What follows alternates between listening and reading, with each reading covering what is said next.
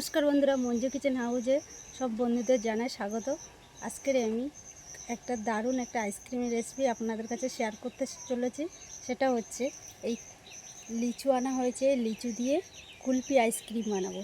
একদম সহজে, আগুন জ্বালানো ঝামেলা ছাড়াই কিন্তু বাড়িতে সহজে বানানো যাবে কিভাবে, সেটাই আপনাদের কাছে শেয়ার করব। আপনারা পুরো ভিডিওটা অবশ্যই করে দেখবেন, কিন্তু আশা করি ভালো লাগবে আপনাদের।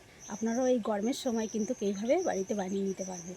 তো আর দেরি না করে চলুন রান্নাঘরে চলে যাই, রেসিপিটা শুরু করি। এই আইসক্রিমটা বানানোর জন্য কিছুটা টক দই লাগবে আমার। তার জন্য এক বাটি টক দই নিয়েছি। এই টক দইটার থেকে একটু জলটা ঝরিয়ে নেব, এই ছাঁকনির মধ্যে দিয়ে দিচ্ছি। লিচু কুলফি আইসক্রিম বানানোর জন্য এই লিচুগুলো এবার আমি ছাড়িয়ে নেব, এরকমভাবেই ছাড়িয়ে নেব। একটা আমও লাগবে, সেই সাথে আমটাও নিয়েছি। প্রথমে এবার আমি এই সবগুলো জল দিয়ে আগে একটু ভালো করে ধুয়ে নেব।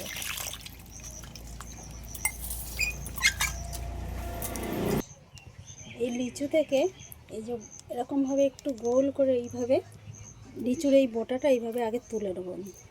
খুব সাবধানে কিন্তু এই কাজটা করতে হবে।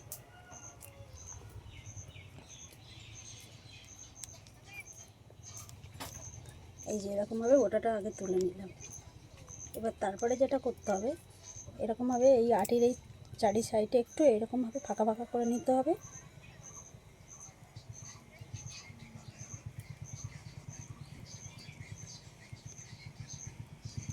আস্তে আস্তে করে এইভাবে দানাটা বের করে নিতে হবে।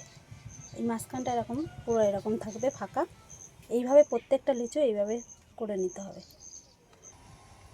এই কুলফি আইসক্রিমটা বানানোর জন্য এই লিচুর খোসাটা কিন্তু একদম ফেলানো যাবে না। এইটা কিন্তু ফেলে দিলে কিন্তু তাহলে কিন্তু এই দানাটা বের করা যাবে না, আর পুরোটা গলে যাবে একদম। তাহলে আর আইসক্রিমটাও কিন্তু খুব সুন্দর হবে না। এই জন্য খুব সাবধানে এই কাজটা কিন্তু করতে হবে। এরকমভাবে প্রত্যেকটা করে নিতে হবে, তাহলে কিন্তু আইসক্রিমটা কিন্তু দারুণ হবে। আর এই আইসক্রিমটা কিন্তু একটা সম্পূর্ণ নতুন ধরনের কিন্তু আইসক্রিম বানাচ্ছি আমি। এবার আমের খোসাটা এবার ছাড়িয়ে নেব। আমি একটা আম নিয়েছি, এই আমটা কিন্তু আমার পুরোটা লাগবে না, যতটুকু লাগবে আমি ততটুকুই গ্রেট করে নিয়ে নেব। এটা কিন্তু মিক্সিতেও ভালো করে পেস্ট করে নেওয়া যায়। টক দইয়ের থেকে জলটা ঝরিয়ে নিয়েছি, কতটা জল বেরিয়েছে। এবার আমি একটা বাটির মধ্যে এই টক দইটা নিয়ে নিচ্ছি। এবারে এই বাটির মাপ করে হাফ বাটি চিনি নিয়েছি, এটাও দিয়ে দেবো এর মধ্যে। সবগুলো একসাথে হ্যান্ড ব্লেন্ডার নিয়েছি, এটা দিয়ে ভালো করে একটু মিক্সড করে নেব। এই চিনিটা যতক্ষণ না গলে যাবে ততক্ষণ কিন্তু এইরকমভাবে ভালো করে এইভাবে দুটোকে একসাথে এইভাবে মিশাতে হবে, যাকে বলে ফাটাতে হবে। এরকমভাবে ফাটাতে ফাটাতে চিনিটাও গলে যাবে, আর দইটা একটা ক্রিম ভাব চলে আসবে। চিনিটা তো গলে গেছে, এত সুন্দরভাবে ফাটিয়েছি, ফাটাতে ফাটাতে পুরো একদম চিনিটা গলে গেছে। এবার আমি এর মধ্যে দিয়ে দেবো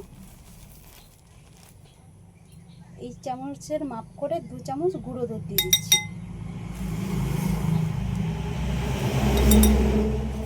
আবারও সব একসাথে আরেকটু মিশিয়ে নেব। সবগুলো তো একসাথে ভালো করে মিশিয়ে নিয়েছি। মিশিয়ে নেওয়ার পরে কি সুন্দর একটা ক্রিম মতো হয়ে গেছে। এবার এর মধ্যে দিয়ে দেবো এই যে একটা আমের থেকে হাফ আম নিয়েছি গ্রেট করে, এটা পুরোটাই দিয়ে দিচ্ছি। আবারও সব একসাথে একটু ভালো করে মিশিয়ে নিচ্ছি। কুলফি আইসক্রিমটা বানানোর জন্য কত সুন্দর ক্রিমটা হয়েছে, এরকম ঘনত্বের করে নিতে হবে। এর থেকে বেশি পাতলা করলে হবে না, আর বেশি ঘন করলে হবে না, এরকমভাবেই বানিয়ে নিতে হবে। এবার আমি যে লিচুগুলো এরকমভাবে দানাগুলো বের করে নিয়েছি, এর মধ্যে এবার আমি অল্প অল্প করে দিয়ে দেবো।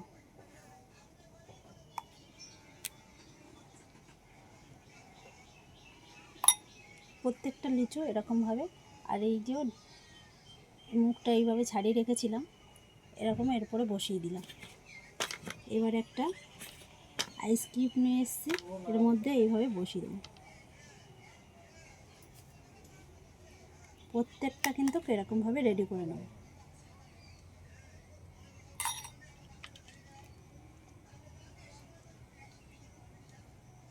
এবার এই কুলফি আইসক্রিমগুলো ডিপ ফ্রিজের মধ্যে আমি জমাতে দেবো।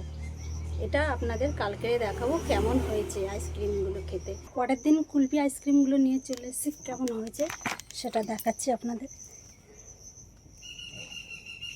আর একটু কিছুক্ষণ রেখে দিলে একটু নরম হলে খোসাটা তুলতে সুবিধা হবে।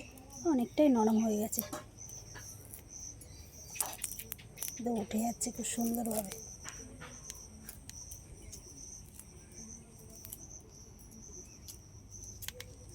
আর কি সুন্দর জমে গেছে আইসক্রিমটা।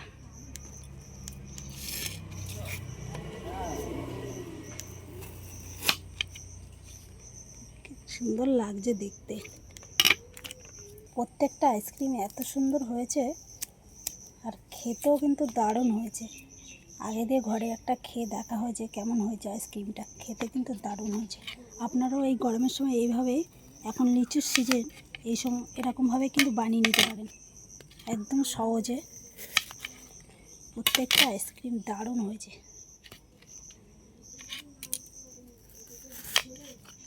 এই কুলফি আইসক্রিমটা বানানোর সময় কিন্তু লিচুর সাইজগুলো একটু বড় বড় হলে কিন্তু এই কুলফি আইসক্রিমটা ভালো হবে।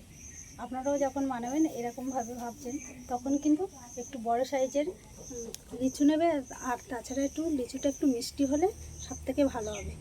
আর আমার এই ভিডিওটা যদি আপনাদের ভালো লেগে থাকে, আমার চ্যানেলটিকে সাবস্ক্রাইব করবেন, লাইক করবেন, শেয়ার করে বন্ধুদের পাশে থাকবেন। আর ফেসবুক পেজ থেকে দেখলে পেজটিকে ফলো করবেন।